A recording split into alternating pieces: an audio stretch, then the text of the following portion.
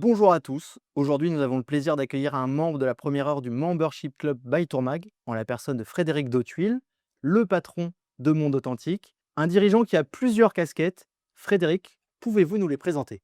Bonjour Romain, merci de me recevoir. Avant tout, c'est mon activité principale, dirigeant et fondateur de Monde Authentique depuis 24 ans. Je suis associé directeur du développement de Prodesti, qui fournit des formations aux agents de voyage et auto-opérateurs. Et puis, et ça j'en parle moins, j'ai la licence pour la France de Airline Pros, qui fait de la représentation de compagnies aériennes. Pouvez-vous nous raconter un petit peu cette histoire alors avec Air Impulse? Alors moi, j'ai travaillé en compagnie aérienne depuis 1992, avant de monter Monde Authentique. Et en 2022, Airline Pros, qui est le premier GSA, donc agent général des ventes de compagnies aériennes aux États-Unis, avec aujourd'hui 57 clientes compagnies aériennes, m'a contacté, puisque Ashma Assokan, qui est la présidente d'Airline Pros, a décidé de ne plus se cantonner aux États-Unis et au Canada, qui était son terrain de jeu depuis des années, depuis plus de 20 ans, mais de faire en sorte qu'Airline Pros devienne global, donc avec des bureaux partout dans le monde. Aujourd'hui, Airline Pros est présente dans 68 pays et la France fait partie du top 10 des plus gros pays d'Airline Pros, même si les États-Unis et le Canada représentent encore pratiquement 80% du volume d'affaires d'Airline Pros. Et du coup, c'est quoi un petit peu vos grands jeux par rapport à cette activité en France? Alors, on ne le sait pas souvent, mais en France, il y a plus de 50 compagnies aériennes qui ne sont pas présentes en propre, mais qui sont présentes par l'intermédiaire d'un GSA, d'un représentant. Donc, notre métier, notre mission, c'est de transformer les coûts fixes des compagnies aériennes qui, quand elles souhaitent s'implanter en France, doivent embaucher du personnel, ouvrir un bureau, avoir une immatriculation légale, réglementaire.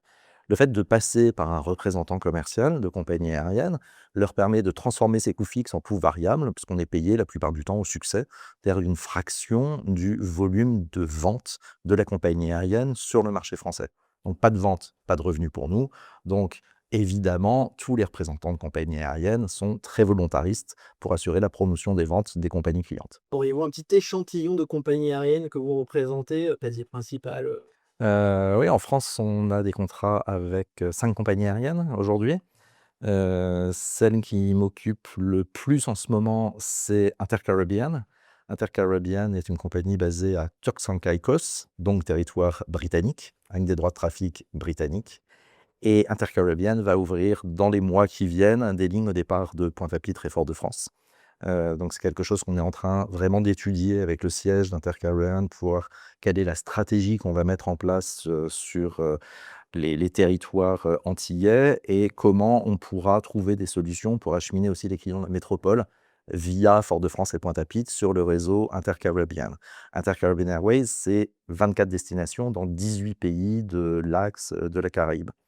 Deuxième contrat important pour Airline Pros, c'est Sunrise Airways, compagnie haïtienne, avec 2 vols par semaine au départ de Pointe-à-Pitre sur Haïti, d'excellentes correspondances sur Miami. Là, pour juillet-août et jusqu'au 13 septembre, Sunrise opère en Airbus 320. Donc par rapport à la capacité qu'on avait avant en Embraer 45, c'est une augmentation de capacité de 180. Donc gros défi pour l'été. Et puis, on vient de signer au 1er juin Lyft, la compagnie lifestyle d'Afrique du Sud. Compagnie très confort, très dynamique, qui relie entre elles les 3 villes du triangle d'or sud-africain, c'est-à-dire Durban, Johannesburg et Cape Town. Et puis, il y a aussi FastJet, qui est une compagnie régionale qui opère des Embraer, basée au CHU de Victoria, au Zimbabwe, et qui dessert des lignes intérieures au Zimbabwe et des lignes vers les pays frontaliers. Change de casquette, Allez, on met c'est le jeu d'associé de Prodesti. Quelles sont les actualités?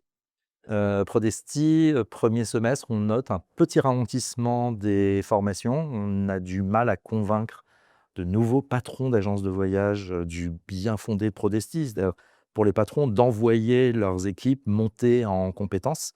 Une formation Prodesti, c'est toujours en 2 demi-journées. Une demi-journée qui s'appelle la formation connaisseur, qui permet à un agent de voyage de bien maîtriser dans le détail les régions essentielles d'un pays. Et la deuxième demi-journée, toujours dans la même semaine, c'est la formation spécialiste qui permet vraiment d'aller dans le détail sur les activités hors des sentiers battus, sur des thématiques de voyage. Une formation Prodesti complète coûte 380 €. Donc si on fait le calcul, on vend un package à 2 800 € et Prodesti est essentiellement sur le long courrier. Même en single, 14 de commission, ça rembourse complètement le coût de la formation Prodesti.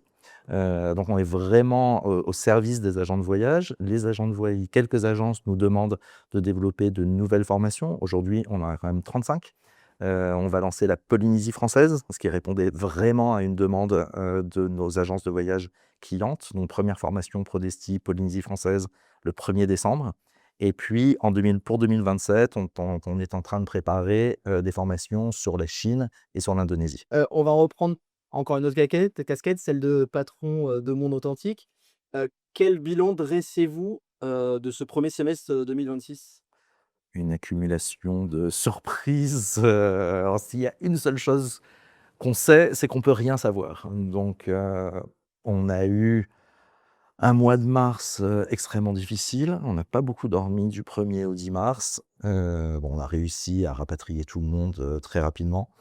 C'est vrai qu'on se rend compte que le Monde Authentique a un panel de destinations important, parce que j'avais des clients coincés au Sri Lanka, en Inde, en Thaïlande, au Cambodge. Et le Cambodge, c'est vraiment le plus profond. Si on parle de destination hors des sentiers battus, il n'y a pas de compagnie internationale cambodgienne. Et pour aller au Cambodge, on est toujours coincé quelque part. Il faut toujours des changements.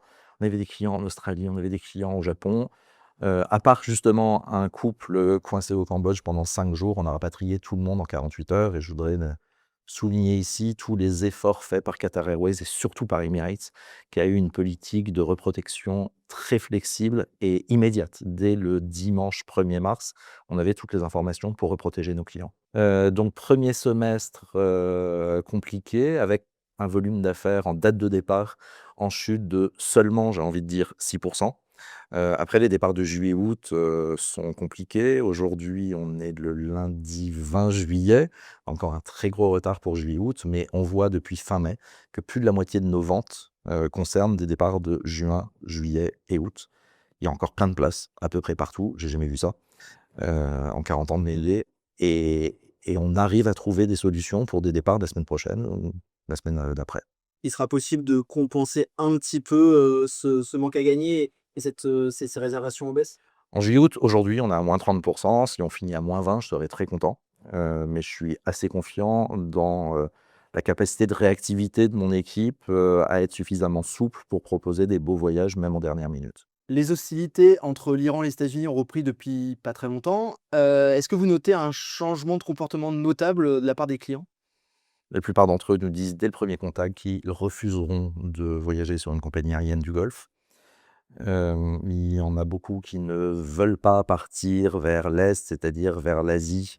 Et c'est vrai que on a une belle augmentation de notre volume. Sur le Canada en particulier, on a vendu plus de Brésil que les autres années. Sur l'Argentine et le Chili, on a peu de ventes pour juillet-août, mais on voit un bond des demandes pour l'automne et l'hiver.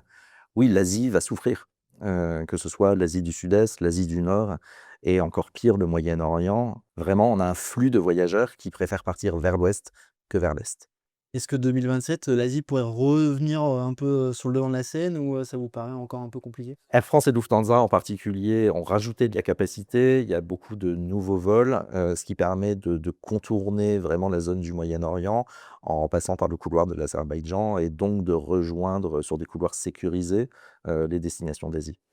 Merci Frédéric, on vous laisse du coup réussir cet été et puis nous on se donne rendez-vous le 24 août pour le retour de la newsletter. Merci à tous et passez un bel été.